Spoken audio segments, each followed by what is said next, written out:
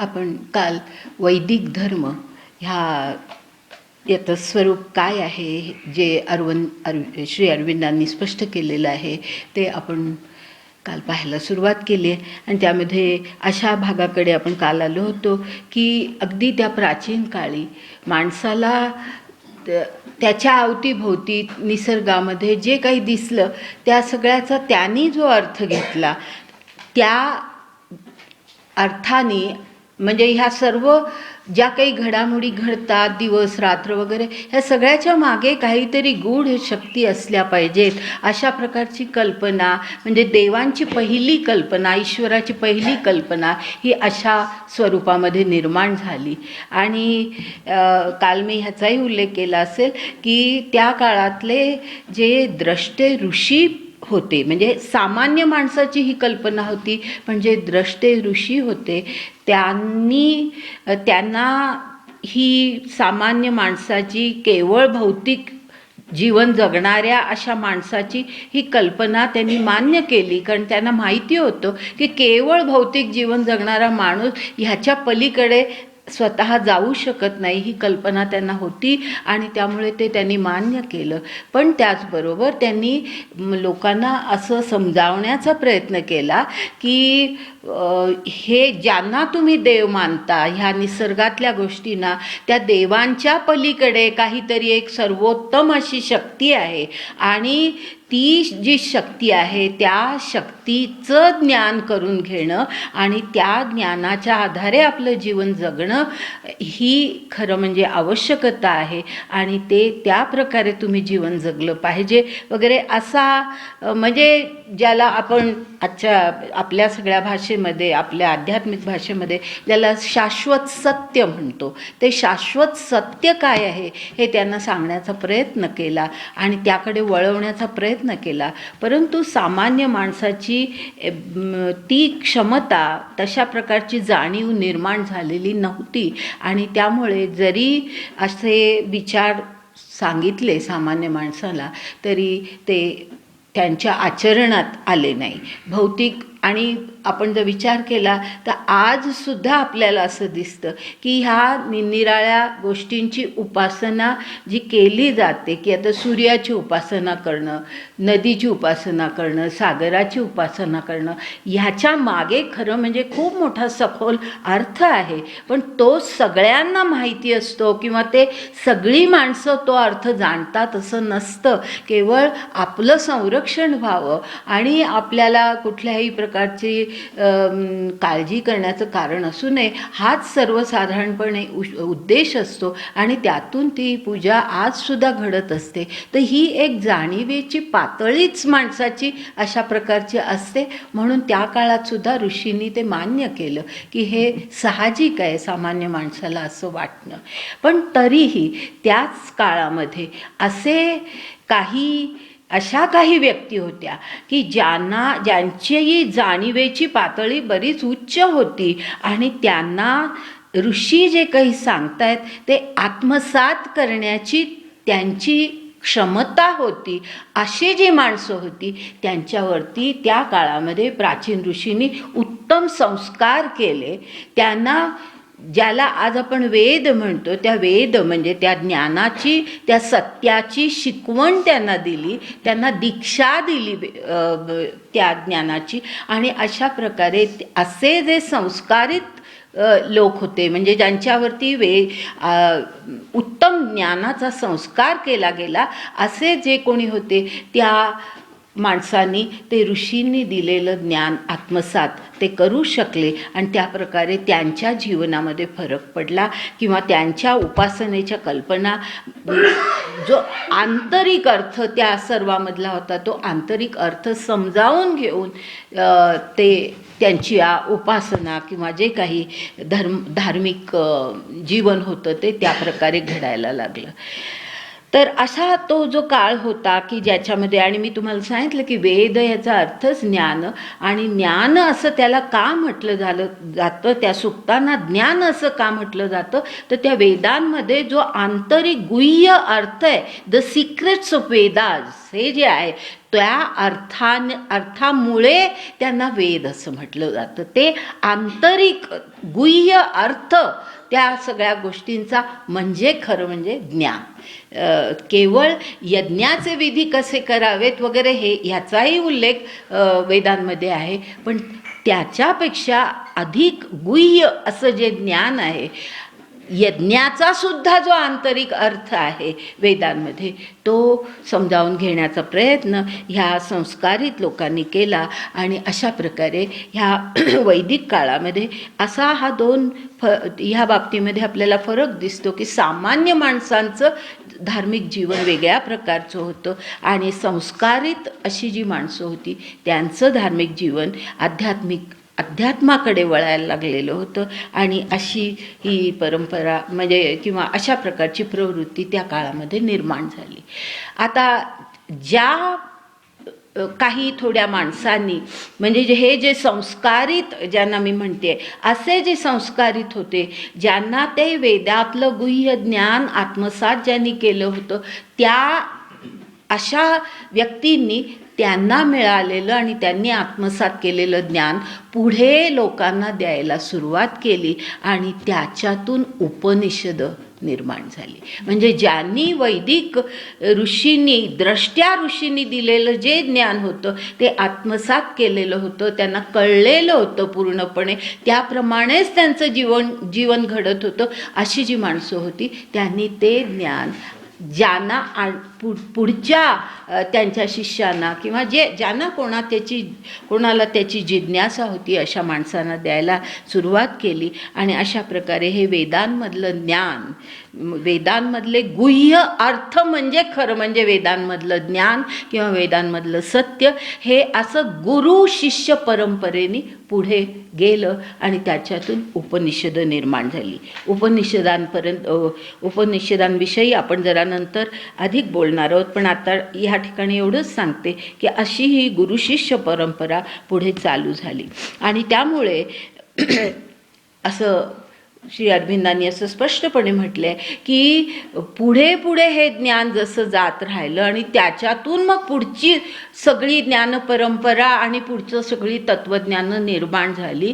आणि त्यामुळे असं म्हणता येतं की ह्या आपल्या भारतीय संस्कृतीचा पाया, जो आपला विषय आहे मुख्य, तो भारतीय संस्कृतीचा पाया ह्या द्रष्ट्या ऋषींनी निर्माण केलेल्या वेदसूक्तांमध्ये आहे.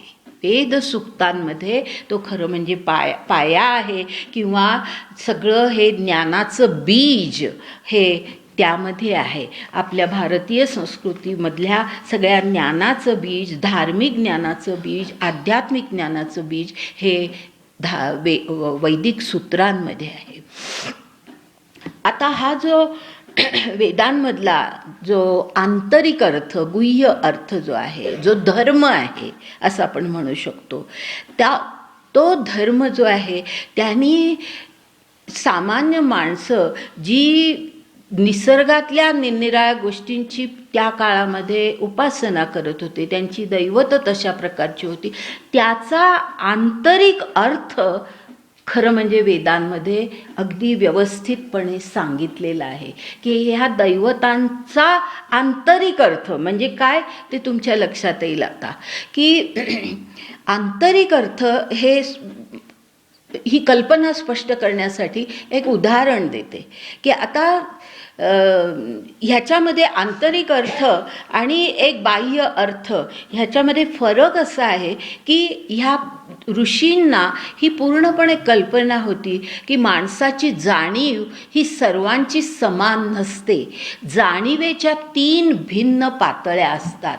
काहींची जाणीव अत्यंत उच्च प्रतीची असते, काहींची मध्यम प्रतीची असते आणि काहींची कनिष्ठ प्रतीची असते. असं ही परिस्थिती, वस्तुस्थिती त्यांच्या पूर्णपणे लक्षात आलेली होती. आणि त्यामुळे त्यांनी ह्या सगळा जो आंतरिक अर्थ कसा सांगितला तर आता ह्या जाणीवेनुसार माणूस अर्थ कसा घेतो, ह्या जाणीवेच्या भिन्न पातळ्यांवरती असणारी माणसं त्यांना जे काही समोर दिसतं त्याचा काय अर्थ घेतात हे आपल्याला कसं लक्षात येतं.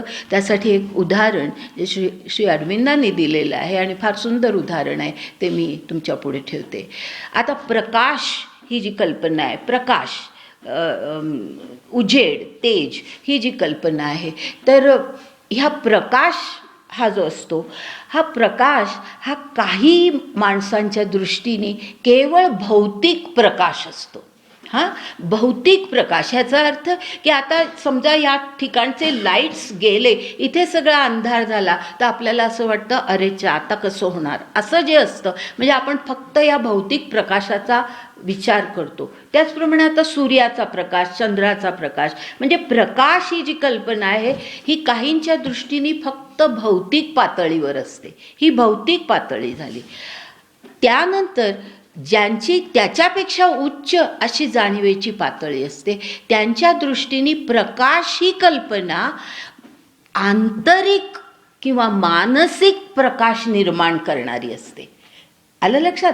आंतरिक प्रकाश आपल्या अंतःकरणामध्ये प्रकाश निर्माण करतो. म्हणजे आता सूर्य उजाडला की केवळ त्या उजेडामध्ये आपण आपल्या दैनंदिन कामाला सुरुवात करायची एवढंच नव्हे, तर सूर्याचा प्रकाश हा आपल्याला काहीतरी अंतर्गत काहीतरी ज्ञानाचे किरण देतो. म्हणजे आपल्या मानसिक स्थितीवरती त्या प्रकाशाचा परिणाम होतो. अशा प्रकारची जाणीव ही ह्या भौतिक जाणीवेपेक्षा उच्च प्रकारची जाणीव.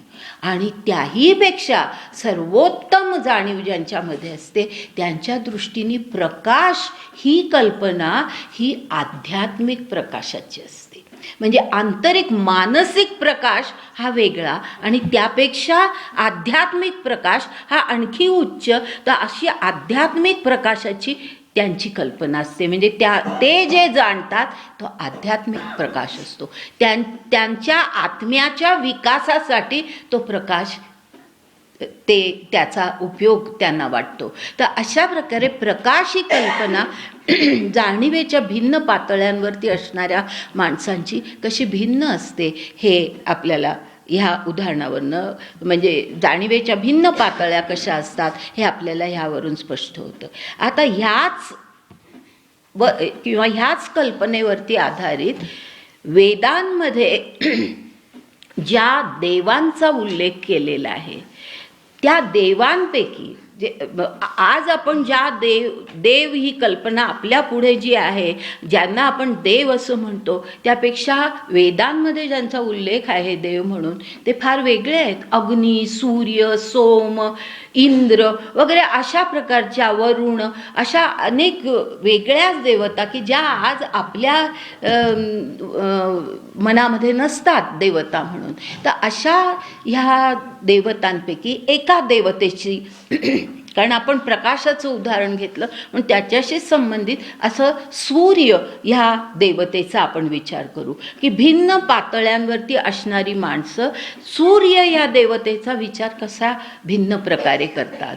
तर सूर्य हा काहींच्या दृष्टीने केवळ भौतिक सूर्य असतो आणि म्हणून सूर्याची उपासना काही माणसं आजसुद्धा आपल्याला असं दिसेल की सूर्य उगवला की त्या एका विशिष्ट प्रकारे विधीपूर्वक अशी सूर्याची उपासना करतात. म्हणजे ह्याचा अर्थ असा की त्यांच्या दृष्टीने भौतिक सूर्य हाच महत्त्वाचा असतो.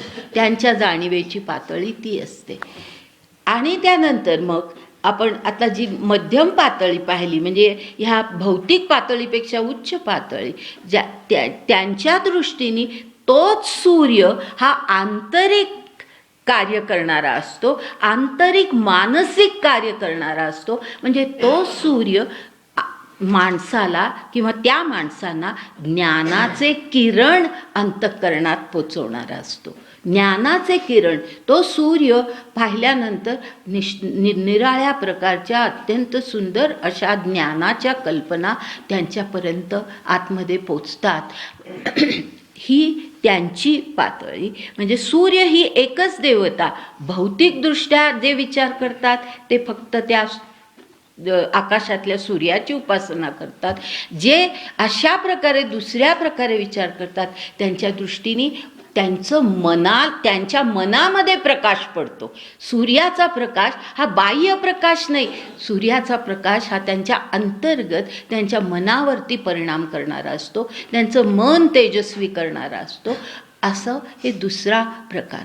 आणि त्यानंतर तिसऱ्या सर्वोच्च पातळी जी आहे जाणीवेची, त्या पातळीवरती जी माणसं असतात त्यांच्या दृष्टीने तीच सूर्य हीच देवता ही आध्यात्मिक ज्ञान देणारी असते. म्हणजे ती सूर्य ही देवता त्या व्यक्तींना असं सांगते की हा सूर्य, हा जो प्रकाशमय सूर्य आहे, तो सूर्य हा सर्वोत्कृष्ट किंवा सर्वोत्तम अशी जी शक्ती आहे, ॲब्सोल्यूट पॉवर जी आहे, त्या शक्तीची एक पोटशक्ती आहे. आणि त्या दृष्टीने सूर्याकडे ते पाहतात. म्हणजे सूर्याची, त्या भौतिक सूर्याची उपासना न करता त्यांच्या मनामध्ये आध्यात्मिक विचार त्यामुळे निर्माण होतो की ही सूर्यदेवता ही त्या उच्च देवतेची, सर्वोत्तम महान अशा त्या परमेश्वराची एक पोटशक्ती आहे.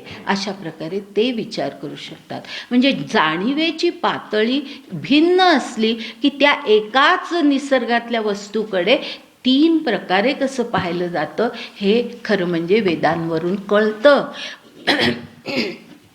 आणि त्यामुळे वेदातले हे सगळे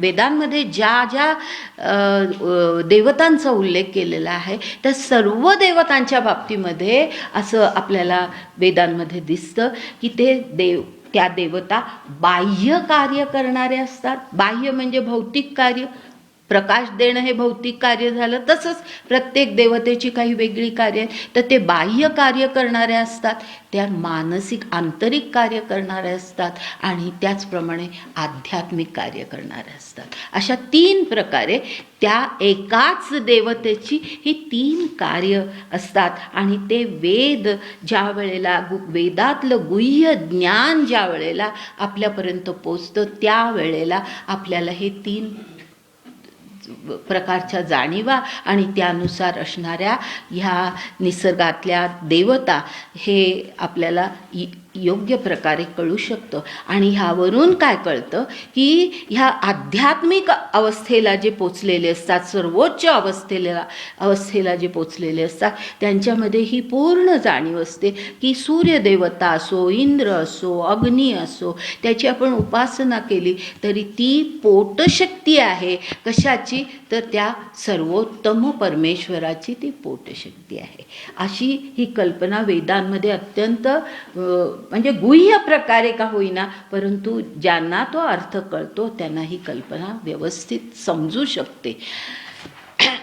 म्हणजे श्री अरविंदांचं सिक्रेट्स ऑफ वेदाज हे जे पुस्तक आपण वाचलं तर आपल्याला ह्याचा खूप सखोल अर्थ आणखीन कळतो. मी आणखी यावरती सांगू शकत नाही. फक्त एवढंच मी म्हणते की आत्ता ज्या शेवटच्या विचाराकडे मी आले की सर्वोत्तम एक शक्ती आहे आणि त्या शक्तीची ही वेगवेगळ्या म्हणजे त्या शक्तीच्या ह्या पोटशक्ती आहेत, अशा प्रकारची ही महत्त्वाची कल्पना आहे.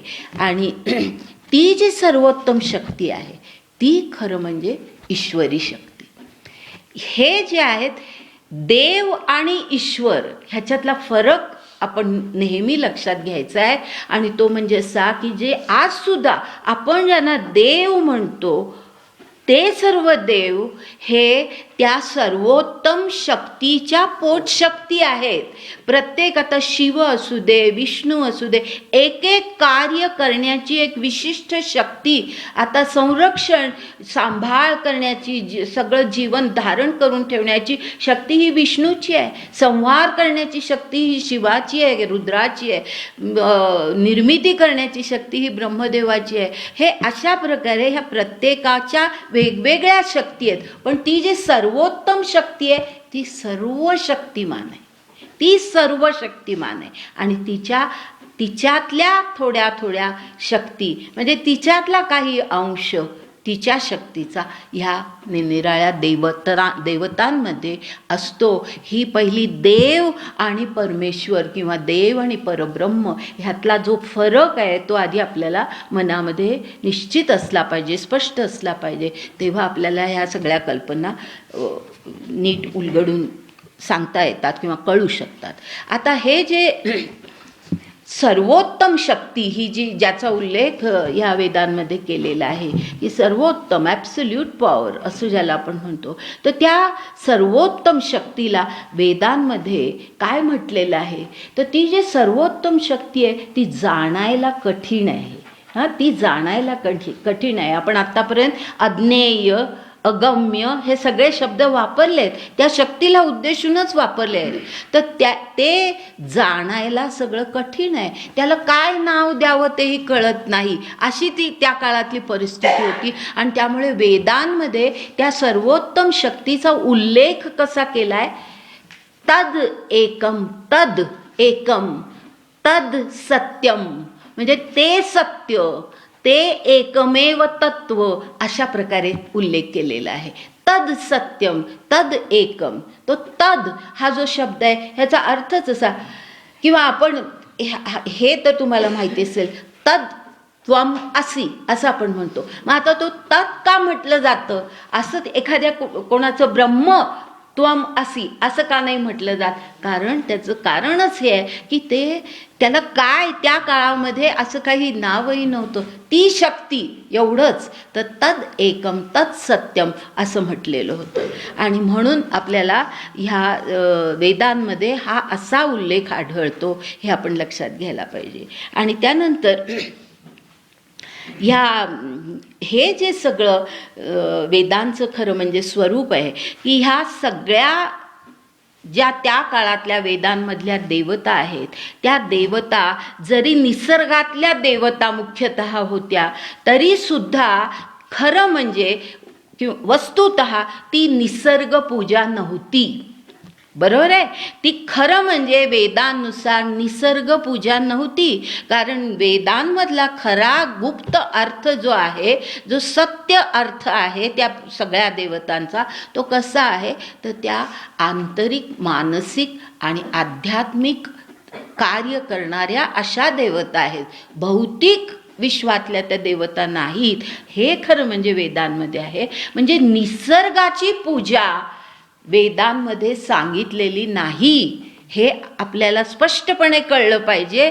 आणि हे नेमकं त्या युरोपीय आणि पाश्चिमात्य अभ्यासकांना कळलं नाही. त्यांना हा आंतरिक गुह्य अर्थ वेदांमधला लक्षातच घेतला नाही त्यांनी. आणि त्यामुळे त्यांनी असं म्हटलं की ह्या भारतामध्ये प्राचीन काळामध्ये जे काही धर्माचं स्वरूप होतं, ते स्वरूप कसं होतं, तर निसर्गाची पूजा.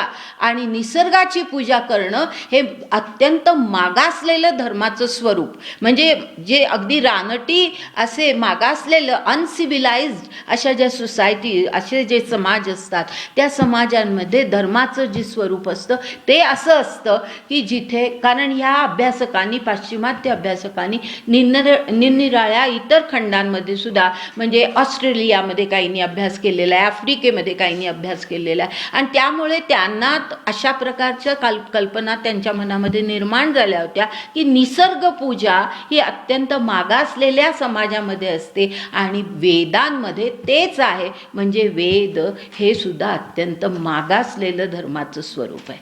अशा प्रकारची कल्पना त्यांनी केली आणि तसंच लिखाण त्यांनी केलेलं आहे बऱ्याचशा अभ्यासकांनी सुद्धा.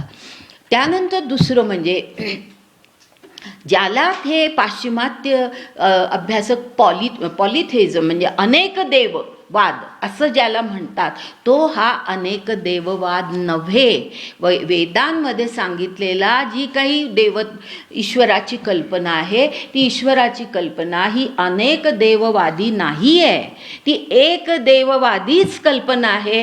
कारण एकम सत असं जे म्हटलेलं आहे, एकम सत म्हणजे तीच एक शक्ती सत्य आहे, बाकी काही नाही.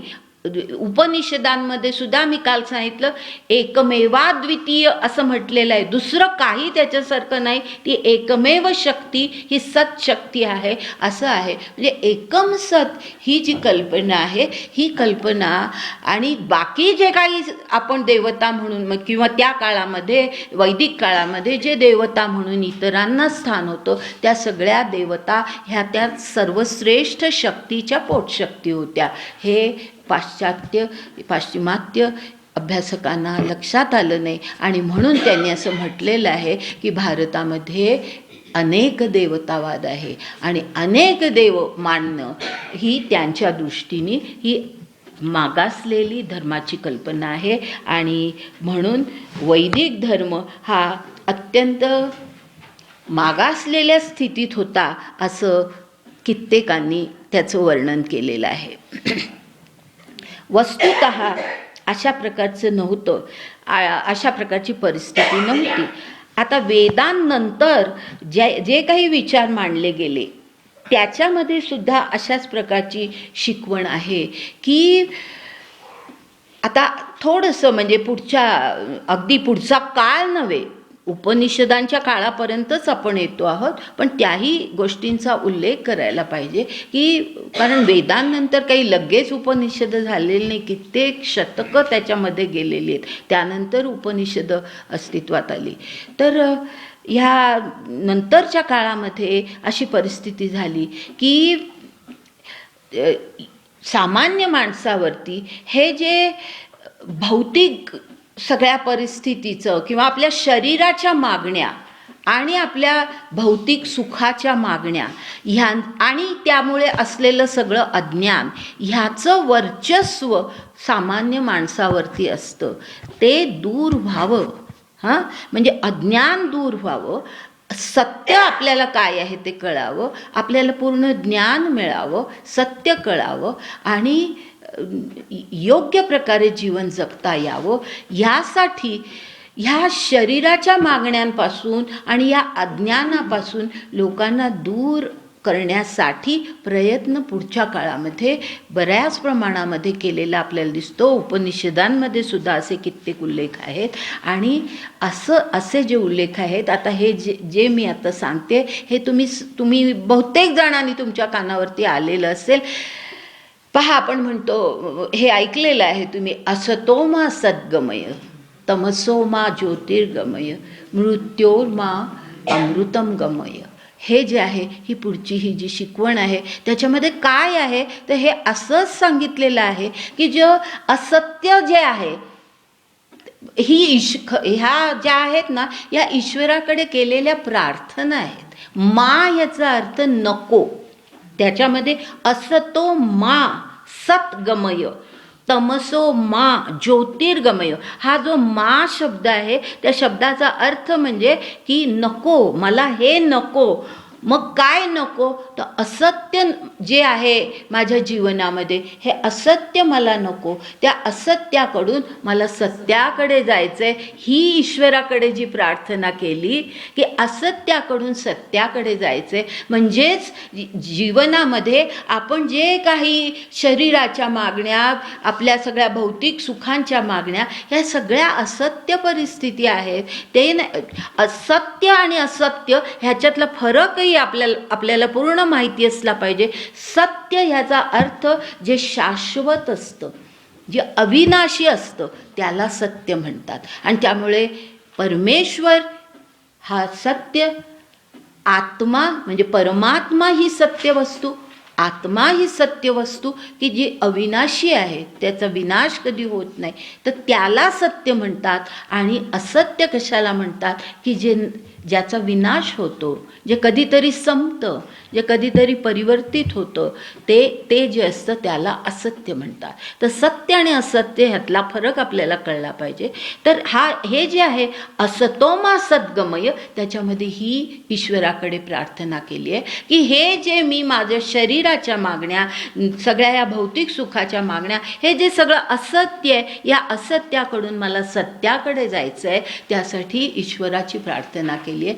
मला हे नको आहे, मला ते पाहिजे. त्याच्यासाठी तू ईश्वराला हे साथ घातली आहे की तू मला त्याच्यासाठी मदत कर. असतो मा सद्गमय, तमसो मा ज्योतिर्गमय. तमस याचा अर्थ अंधार, अंधकार. तमस म्हणजे अंधकार.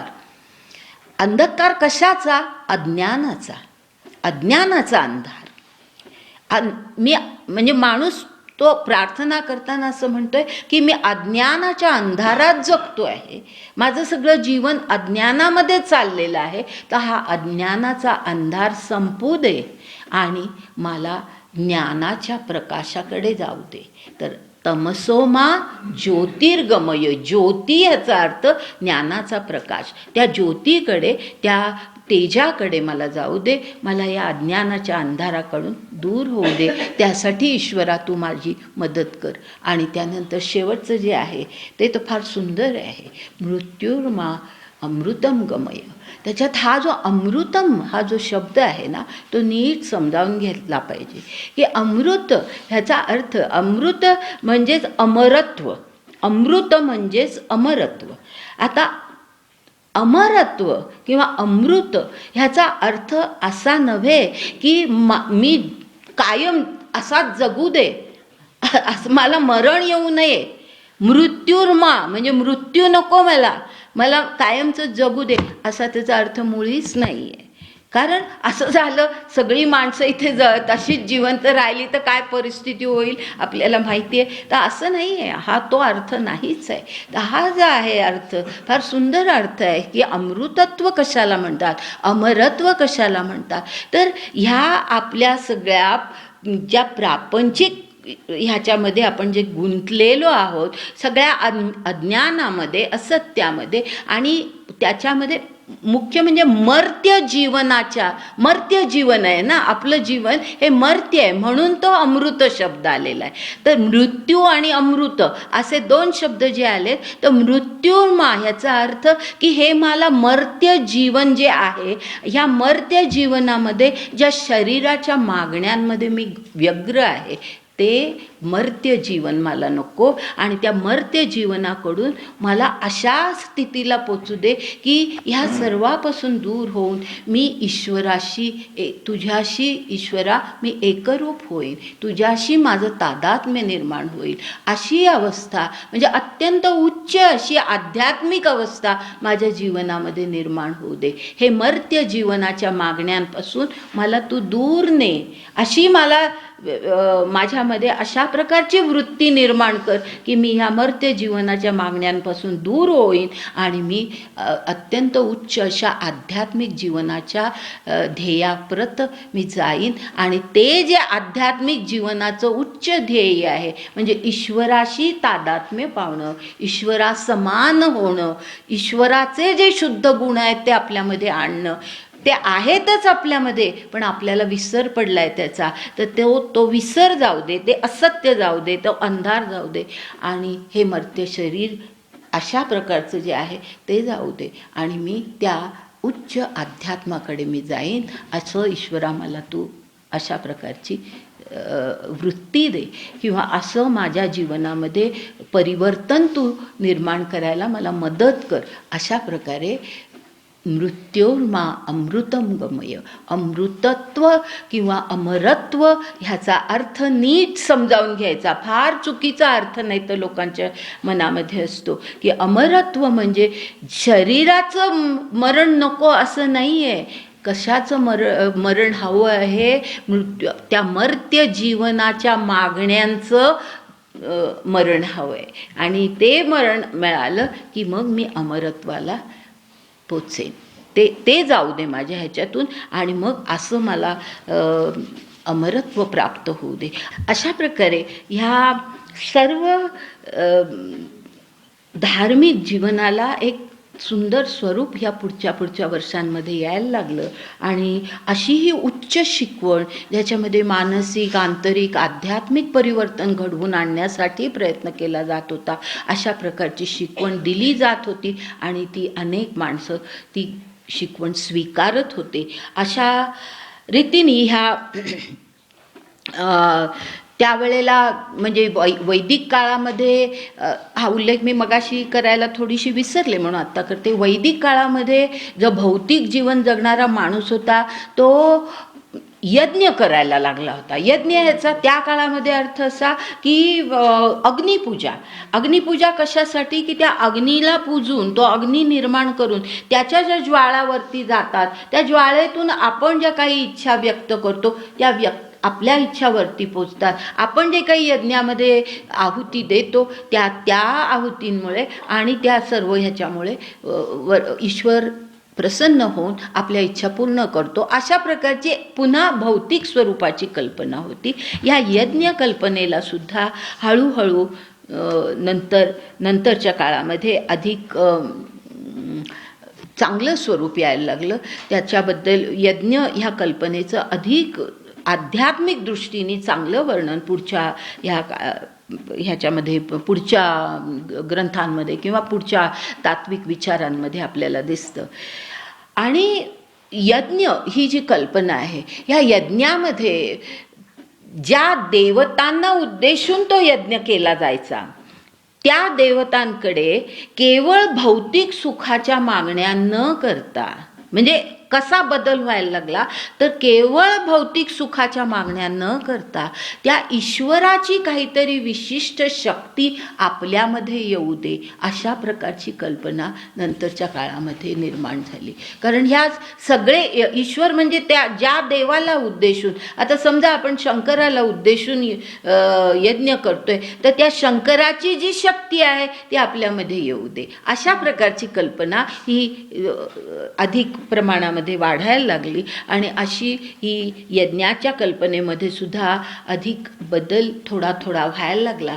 आणि हे जे त्या देवांना उद्देशून का मागायचं किंवा त्यांच्या शक्तीची मागणी आपण का करायची तर त्याच्या मागे कारण असं होतं की हे जे देव आहेत हे आपल्याला, ज्याचा उल्लेख त्या वाङ्मयामध्ये किंवा त्या काळच्या विचारांमध्ये ऋतस्य पंथ असं म्हटलेलं. ऋतस्य पंथ म्हणजे सत्याचा मार्ग. ऋत ह्याचा खरं जास्त सखोल अर्थ आहे. सत्य आणि ऋत ह्याच्यामध्येही थोडा फरक आहे, पण इतकं तात्विक मी आता विवेचन करत नाही. पण ऋतस्य पंथ हा जो आहे त्या ऋतस्य पंथ ह्या मार्गावरती आपल्याला म्हणजे ऊर्ध्वमुख असा तो मार्ग आहे, वरती आपली उन्नती करणारा असा तो मार्ग आहे हे ऋतस्य पंथ. त्या ऋतस्य पंथावरती हे देव आपल्याला नेतात. त्यांची शक्ती आपण मागायची कशाला? भौतिक सुखांसाठी नव्हे तर त्या ऋतस्य पंथावरती तुम्ही आम्हाला घेऊन जा यासाठी त्यांची शक्ती मागायची. आणि अशा प्रकारे यज्ञाच्या कल्पनेमध्ये सुद्धा हा असा थोडासा बदल व्हायला लागला. आणि केवळ शरीराच्या आणि भौतिक सुखांच्या मागण्या न करता अशा प्रकारच्या आध्यात्मिक मागण्या ह्या काळामध्ये व्हायला लागल्या. आणि हा पुन्हा वैदिक काळच आहे. मी त्याबद्दलच बोलते, अजून तो काळ संपलेला त्याच्याबद्दलचं विवेचन संपलेलं नाही. आता ह्या वैदिक काळामध्ये जे ऋषी हे सर्व ज्ञान देत होते ते ऋषी, त्या ऋषींना पूर्ण अशी जाण होती की माणूस ज्या वेळेला असा असत्य टाकून सत्याकडे येतो, अज्ञान टाकून ज्ञानाकडे येतो आणि ज्या वेळेला मर्त्य जीवन टाकून तो अमरत्वाकडे पोचण्याचा प्रयत्न करतो, म्हणजे ज्या वेळेला तो ऋतस्य पंथावरती असतो. आता हे सगळं तुम्हाला समजतं असं मी गृहीत धरते. ज्या वेळेला तो ऋतस्य पंथावरती असतो त्यावेळेला त्याचा आत्मिक विकास फार उच्च होतो. आणि म्हणून ही जाणीव ऋषींना असल्यामुळे त्या काळामध्ये असं माणसाचं वर्तन व्हावं. म्हणजे माणसाने ऋतस्य पंथावर राहावं, माणसाने ह्या अशा प्रकारचं आपल्या जीवनातलं असत्य अज्ञान हे सगळं दूर करावं, हे असं माणसाचं जीवन व्हावं. यासाठी त्या काळामध्ये त्या ऋषींनी, वेदकालीन ऋषींनी निरनिराळ्या प्रकारच्या साधना म्हणजे त्याच्यासाठी साधना करायला पाहिजे. त्यासाठी प्रयत्न करायचे म्हणजे काय, तर एक विशिष्ट प्रकारची साधना करायला पाहिजे आणि योग साधना करायला पाहिजे. अशा प्रकारच्या ही जाणीव त्यांना असल्यामुळे ते साधना माणसांना, ज्यांना ते कळत होतं आणि ज्यांना ते हवं होतं, त्यांच्यासाठी साधना शिकवायला सुरुवात केली. त्या काळामध्ये ऋषींनी साधना व्यक्तींना शिकवली की तुम्ही योग्य प्रकारे आध्यात्मिक विकास कसा करू शकाल, त्यासाठी साधना शिकवली. आणि ही वेदकालीन साधना जी आहे, जी ऋषींनी त्या काळामध्ये शिकवली, त्या साधनेमध्ये आजच्या योग साधनेचं बीज आहे. आज जी योग साधना करतात त्या योग साधनेचं बीज म्हणजे योग ह्याचा अर्थ केवळ शारीरिक असा घेऊ नका. योग ह्याचा खरा अर्थ जो आहे तो मानसिक आणि आध्यात्मिक प्रगतीसाठी योग साधना असा खरा त्याचा अर्थ आहे. तर आजच्या काळामध्ये म्हणजे श्री अरविंदांच्या काळामध्ये सुद्धा जी योग साधना करायला खूप मोठ्या प्रमाणात सुरुवात झाली होती, त्या योग साधनेचं बीज ह्या वैदिक साधनेमध्ये आहे असं श्री अरविंद म्हणतात. म्हणजे वेद हे किती दृष्टीने आपल्या संस्कृतीचा पाया आहे हे ह्या प्रत्येक बाबतीमध्ये आपल्याला लक्षात येतं. त्यानंतर मग आता हे जे पुढे म्हणजे ह्या आधी मी याचा उल्लेख केलेला आहे की वेदांमधलं जे गुप्त ज्ञान आहे ते ज्यांनी आत्मसात केलं त्यांनी पुढे उपनिषद त्यांनी निर्माण केली. आणि आता उपनिषदांच्या विषयी आपण थोडा उल्लेख करूया. हा उपनिषदांचा काळ जो आहे तो म्हणजे वैदिक काळच म्हणतात त्याला. उपनिषद म्हणजे वेदांत ज्याला म्हणतात. तो वेदांताचा अर्थ काय, तर वेदांत ह्याचा अर्थ म्हणजे सगळ्या वेद किंवा वैदिक ज्ञानाचं अंतिम शिखर म्हणजे वेदांत किंवा अंतिम ज्ञान म्हणजे वेदांत. वैदिक ज्ञानाचं अंतिम शिखर ज्याच्यामध्ये गाठलं गेलं ते म्हणजे उपनिषद किंवा अंतिम ज्ञान ज्याच्यामध्ये दिलं गेलं. अंतिम ह्याचा अर्थ की सर्वोत्कृष्ट ज्ञान ज्याच्यामध्ये दिलं गेलं ते म्हणजे उपनिषद. तर हा उपनिषदांचा जो काळ आहे त्याचं वैशिष्ट्य असं की ह्या काळामध्ये एक थोडा असा बदल झाला की पूर्वी वैदिक ऋषींनी जे सांगितलं होतं किंवा त्यांची जी काही एक धारणा होती की वेदांमधलं गुप्त ज्ञान हे फक्त संस्कारित लोकांनाच द्यायचं, हे गुह्य ज्ञान हे फक्त त्यांनाच द्यायचं, ते राखायचं, इतरांपासून त्याचं रक्षण करायचं, ही जी त्या काळातली वृत्ती होती ती थोडी बदलली. आणि उपनिषदांच्या काळामध्ये असं दिसतं की ते उच्च ज्ञान म्हणजे वेदांमधलंच ज्ञान जे ह्या उपनिषदांच्या काळातल्या ऋषींना ते जे आत्मसात झालेलं होतं ते ज्ञान अधिक प्रमाणामध्ये समाजामध्ये प्रसारित झालं, अधिक प्रमाणामध्ये प्रसारित झालं. पण अधिक प्रमाणामध्ये ह्याचा अर्थ पुन्हा असा आहे की अधिक प्रमाणामध्ये म्हणजे सार्वत्रिक झालं नाही.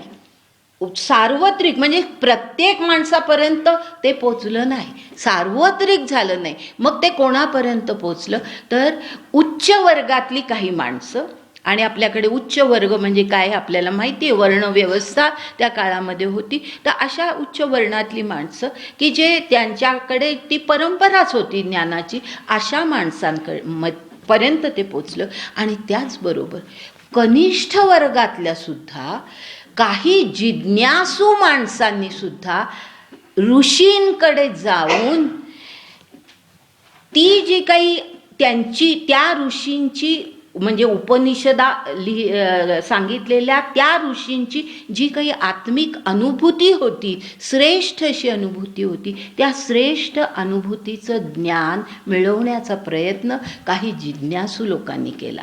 म्हणजे पूर्वी हा वाव नव्हता, कोणीही जाऊ शकत नव्हतं.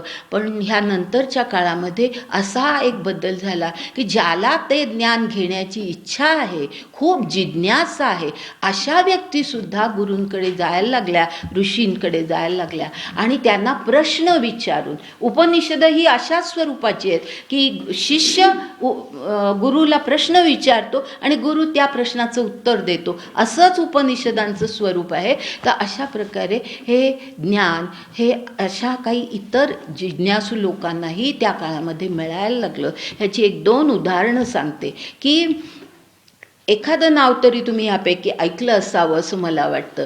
सत्यकाम जाबाली हे नाव ऐकलं आहे? सत्यकाम ह्याच्या मला असं वाटतं की सत्यकाम ह्याच्यावरती एक खूप पूर्वी एक हिंदी मूव्हीसुद्धा आली होती, बरोबर आहे ना? हां, खूप वर्षांपूर्वी, म्हणजे मी बरीच त्या काळामध्ये लहान असेल. पण सत्यकाम हा जो होता तो सत्यकाम जाबाली हा कनिष्ठ वर्गातला, म्हणजे अशा प्रकारे की इतक्या गरीब घरातला तो होता की त्याची आई मोलावरती कष्टाची कामं करणारी, म्हणजे ज्याला आज आपण मोलकरीण म्हणतो, अशा प्रकारे ती कामं करणारी होती. आणि वडिलांचा पत्ता नव्हता किंवा वडील घरामध्ये नव्हते. तर अशा परिस्थितीमध्ये असणारा हा सत्यकाम हा गुरुकडे जाऊन हे अशा प्रकारचं ज्ञान मिळवण्याचा प्रयत्न त्यांनी केला आणि गुरुंनी त्याला ज्ञान दिलं. त्यानंतर असं आणखी एक उदाहरण आहे, हे कदाचित तुम्ही ऐकलं नसेल. जनश्रुती म्हणून आणखी एक असा एक जिज्ञासू होता की हा म्हणजे आर्थिकदृष्ट्या संपन्न कुटुंबातला होता, पण सामाजिकदृष्ट्या अत्यंत हीन वर्गातला होता. म्हणजे ज्यांना खरं म्हणजे ज्यांच्यापासून सगळं हे वैदिक ज्ञान लपवून ठेवलेलं होतं, गुह्य ठेवलेलं होतं, अशा वर्गातला तो होता. पण तो जनश्रुती, त्याची ती जिज्ञासा बघून त्यावेळेला गुरु शिष्याची परीक्षा घेत असत की ह्याच्यामध्ये किती जिज्ञासा आहे हे ज्ञान मिळवण्याची, ह्याची परीक्षा घेत असत आणि त्यानंतर ज्ञान देत असत. तर तशी ह्या व्यक्तींची परीक्षा घेऊन त्यांना त्या काळात ऋषींनी ज्ञान दिलं. हा एक बदल आपल्याला ह्या काळामध्ये दिसतो की गुह्य ज्ञान थोडं अधिक विस्तारित स्वरूपामध्ये समाजामध्ये त्या काळामध्ये निर्माण झालं. आता हे आत्तापर्यंत आपण जे पाहिलं ह्याला वैदिक काळ असं म्हणतात. ह्याला म्हणजे उपनिषदांचा काळ आणि वेदांचा काळ, ह्या दोन्हीला मिळून, म्हणजे वेद आणि वेदांत या दोन्हीला मिळून वैदिक काळ असं म्हणतात. आत्तापर्यंत आपण त्याचं विवेचन केलं.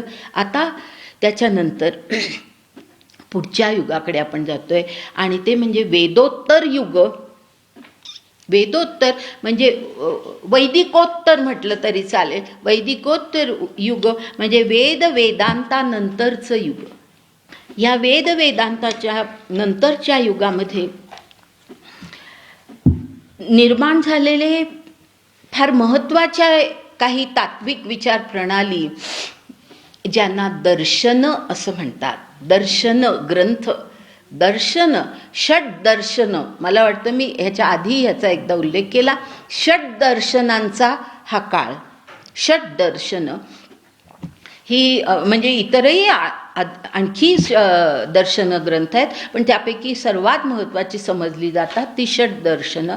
ती षट दर्शनं म्हणजे कपिल मुनींचं सांख्य दर्शन, पतंजलीचं योग दर्शन, त्यानंतर न्याय दर्शन, वैशेषिक दर्शन, पूर्वमीमांसा आणि उत्तरमीमांसा, अशी ही 6 दर्शनं ही सर्वात महत्त्वाची दर्शनं समजली जातात.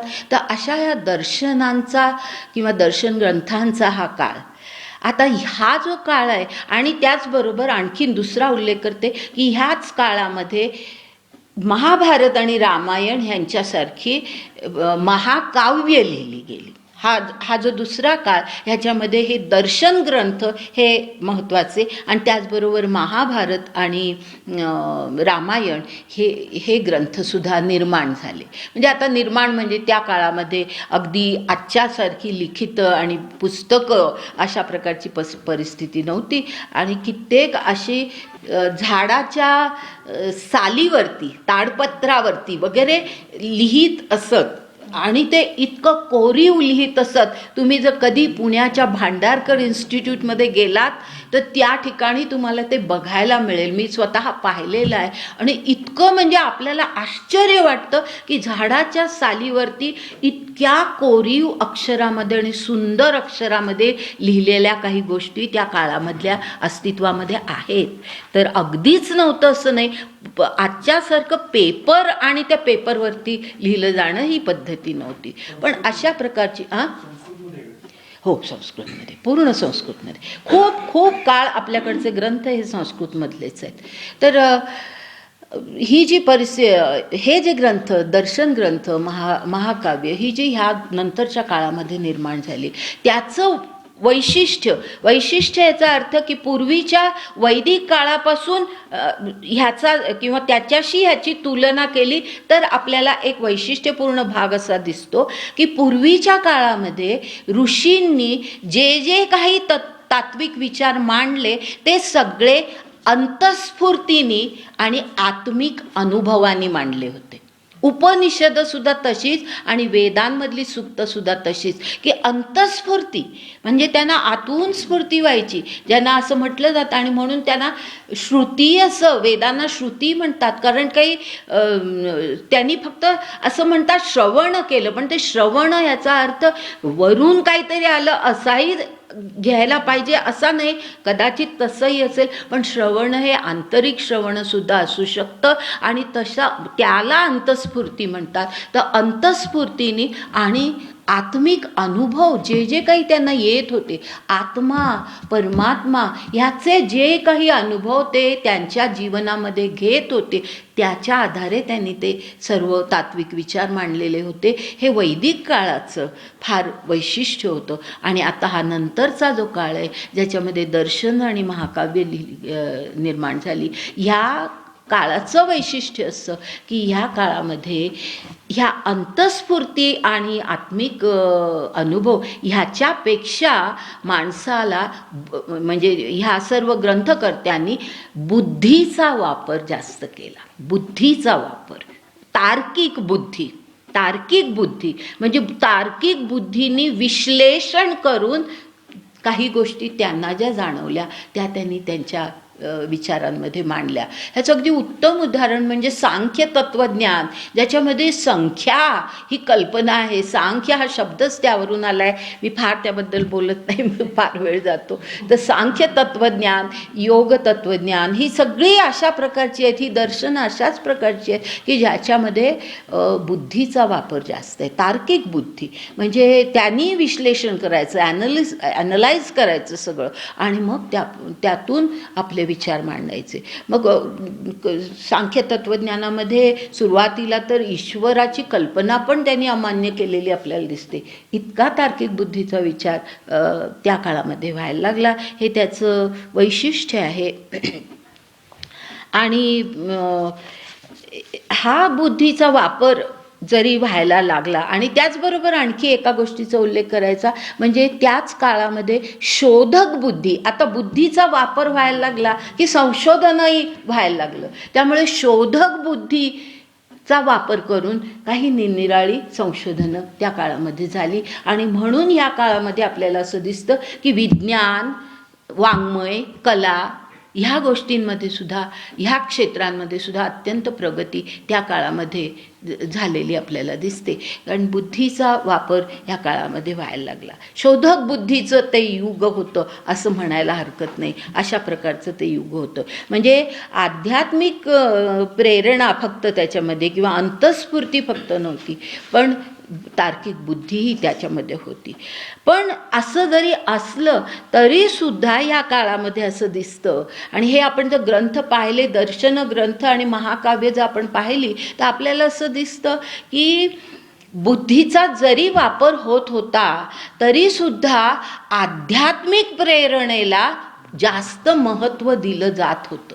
हां, म्हणजे कसा बदल होत होता, पण मागच्या गोष्टींना धरून पुढचा बदल होत होता. म्हणजे आपल्या सगळ्या परंपरा ह्या अशा बदलल्या आहेत, एकदम काहीतरी परिवर्तित परिस्थिती निर्माण झालेली नाही. तर आध्यात्मिक प्रेरणा जी वैदिक काळामध्ये होती, कुठलाही तात्विक विचार मांडताना त्या आध्यात्मिक प्रेरणेला अतिशय महत्त्व दिलं होतं, अध्यात्माला महत्त्व दिलं होतं. बुद्धीचा वापर पण तरीसुद्धा आध्यात्मिक प्रेरणेला महत्त्व होतं. आणि म्हणून उपनिषदांमधल्या विचारांना खूप महान त्या काळामध्ये मानलं जात होतं, की ज्याच्यामध्ये आध्यात्मिक प्रेरणा आहे.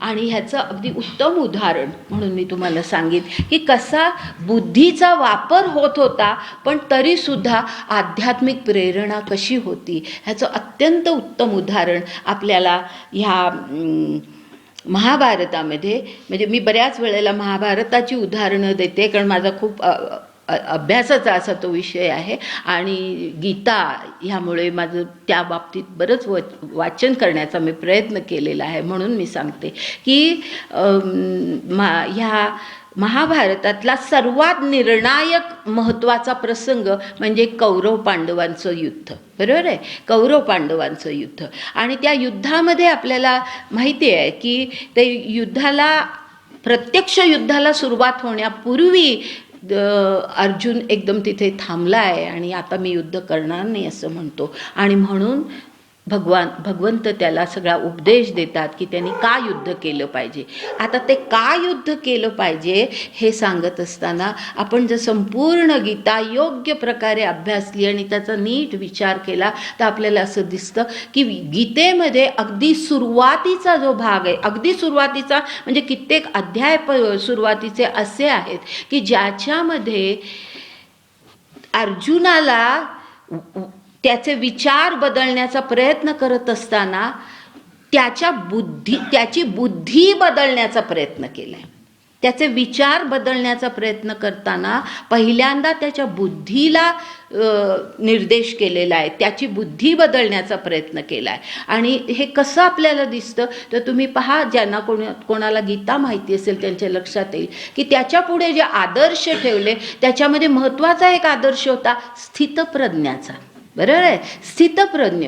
तू स्थितप्रज्ञासारखा वाघ असं त्याला सांगितलंय. स्थितप्रज्ञ ह्याचा अर्थच आहे, प्रज्ञा म्हणजे ती बुद्धी, आणि ती स्थित होऊ दे. स्थित कुठे होऊ दे, ती चंचल तर असूच नाही पण ती स्थित कुठे होऊ दे ह्याचा खरा अर्थ असा आहे की ती तुझी बुद्धी ही आत्म्यामध्ये आणि परमात्म्यामध्ये स्थित होऊ दे. तू दुसरा कशाचा विचार करू नको, तुझी बुद्धी आत्मा आणि परमात्म्यामध्ये स्थित कर. हा स्थितप्रज्ञतेचा उल्लेख आहे, अर्थ आहे. त्याचबरोबर त्याला आणखीन म्हणजे सुरुवातीचा आपण कर्मयोग पाहिला तर आपल्याला ह्या गोष्टी अगदी स्पष्ट होतात की त्याला सांगितलेलं आहे तू योगस्थ बुद्धीने कर्म कर. योगस्थ हा कुरु कर्माणी असा श्लोक आहे पहा गीतेमध्ये 3-4 अध्यायामध्ये कुठेतरी. तर योगस्थ हा कुरु कर्माणी ह्याचा अर्थ असा की तुझी बुद्धी योगस्थ होऊ दे, योग पावू दे. आता योग ह्याचा अर्थ आपल्याला माहिती आहे, जोडणं, जुळणं म्हणजे योग. आता तुझी बुद्धी योगस्थ होऊ दे ह्याचाही अर्थ पुन्हा तोच आहे की तुझी बुद्धी कशाशी योग पावू दे तर तुझ्या आत्म्याशी आणि त्या परमात्म्याशी योग पावू दे. तू तुझ्या मनाचा आणि तुझ्या इंद्रिय ज्ञानाचा तू विचार करू नको. तुझ्या दृष्टीला दिसतंय की समोर तुझे आप्त उभे आहेत, तुझं मन असं सांगते की ह्या आप्तांचा वध मी कसा करू, तर त्याकडून तू परावृत्त हो आणि तू कशाकडे तुझी बुद्धी वळव तर ती बुद्धी या मनाकडे आणि इंद्रियांकडे जायला देऊ नको. तुझी बुद्धी तू आत्मा आणि परमात्म्याकडे जायला दे. आणि अशा प्रकारे त्याला योगस्थ बुद्धी असं म्हणतात. तर योगस्थ कुरु कर्माणी, काय सुंदर संबंध कर्मयोग हा इतका सुंदर आहे गीतेतला. तर अशा प्रकारे त्याला सुरुवातीचा सगळे आपल्याला अध्याय आपण पाहिले तर असंच आपल्याला दिसतं की त्याच्या बुद्धीमध्ये परिवर्तन करण्याचा प्रयत्न केलेला आहे. त्याच्या बुद्धीला महत्त्व दिलेलं आहे त्या ठिकाणी, हे आपल्या लक्षात येतं. पण आपण गीतेच्या पुढच्या भागाकडे जसं जाऊ, जसं आपण 18व्या अध्यायाच्या जवळ जाऊ आणि 18व्या अध्याय ज्या वेळेला आपण नीट लक्षात घेऊ त्यावेळेला आपल्याला असं दिसतं की त्याच्या बुद्धीचा विचार त्या ठिकाणी केलेला नाही. मग त्याला काय सांगितलं आहे तर काल मी ज्याचा उल्लेख केला, सर्व धर्मान परित्यज्य मामेकम शरणम व्रज. हे जे सांगितलं आहे ते मामेकम ह्याचा अर्थ तू आता ईश्वराला, त्या परमेश्वराला संपूर्णतः शरण जा. संपूर्णतः ह्याचा अर्थ तू आता दुसरा कसलाही विचार करू नको. पूर्ण आत्मसमर्पण, आत्म्याचं समर्पण आहे. बुद्धीला काहीही आदेश नाही आहे. हा आदेश कशाला आहे? आत्म्याला आहे. हे लक्षात घ्यायला पाहिजे. हा आदेश आत्मसमर्पण याचा अर्थच असा की 18व्या अध्यायामध्ये या ठिकाणी आत्म्याला आदेश दिलेला आहे की तो आत्मा आता तुझा परमेश्वराशी एकरूप होण्याचा होऊ दे आणि आता तुझं हे जे नियोजित कार्य आहे तू मनमना भव मद्भक्तो मद्याजी माम नमस्कुरू. किती सुंदर ते सगळे श्लोक आहेत त्या 18व्या अध्यायातले. तर अशा प्रकारे त्या ईश्वराकडे त्याला वळवलंय. त्याच्या बुद्धीचा विचार नाही, त्याच्या आत्म्याला वळवलेलं आहे. आता हे आत्म्याला वळवलंय, आत्म्यामध्ये परिवर्तन करण्याचा प्रयत्न केलेला आहे, आत्म्याला एका विशिष्ट मार्गाला नेलेलं आहे. ह्याचाच अर्थ आध्यात्मिकतेकडे त्याला वळवलं. बरोबर आहे? आध्यात्मिकतेकडे वळवले. म्हणजे गीता जर आपण पाहिली तर गीतेच्या पहिल्या भागामध्ये बुद्धीवरती भर आहे, नंतरच्या भागामध्ये आत्म्यावरती भर आहे. म्हणजे अशा प्रकारे जे मी मगाशी म्हटलं की ह्या काळामध्ये बुद्धीला वाव होता, पण बुद्धीपेक्षा, तार्किक बुद्धीपेक्षा अध्यात्माला जास्त महत्त्व दिलेलं होतंच. आणि ते आपल्याला ह्या निरनिराळ्या ग्रंथांमध्ये आपल्याला दिसतं की तुम्ही रामायण वाचा, रामायण नीट समजावून घ्या. हे असंच आपल्याला दिसतं की आपल्याला असं सहजपणे असं वाटतं की अरे रामाने सीतेचा त्याग केला, याला काय अर्थ आहे? आपण कुठल्या दृष्टीने विचार करतो? आपण बुद्धी आणि मन या दृष्टीने विचार करतो. रामाने सीतेचा त्याग केला याच्यामागे खूप मोठे आध्यात्मिक परिस्थिती आहे की त्याच्या आत्म्याचा विकास आहे. तो जरी तो अवतार असला तरीसुद्धा तो जो आत्मा या मानवी जीवनामध्ये आलेला आहे तो आत्मा त्याला सांगतोय की आता तुझं महत्त्वाचं कर्तव्य काय आहे, तुझ्यासाठी नियोजित कर्तव्य काय आहे. तर तू त्या राज्याचा अधिकारी आहेस, तू त्या राजा आहेस, हे तुझं पहिलं कर्तव्य आहे. आणि तुझी पत्नी आणि बाकीची तुझी परिस्थिती हे तुझं नंतरचं कर्तव्य आहे. तर कर्तव्यांमध्ये सुद्धा श्रेणी असते, कनिष्ठ कर्तव्य आणि उच्च कर्तव्य ही श्रेणी असते. तर त्या क्रम असतो. हा खालचा क्रम सोडून तो जे उच्च आहे ते आध्यात्मिकतेकडे वळणारं असं ध्येय आहे. तिथे तुझा सगळे हे ग्रंथ आपल्याला त्या काळातले आपल्याला असे दिसतात की जिथे बुद्धीचा वापर आहे पण तरीसुद्धा अध्यात्माला खूप महत्त्व आहे.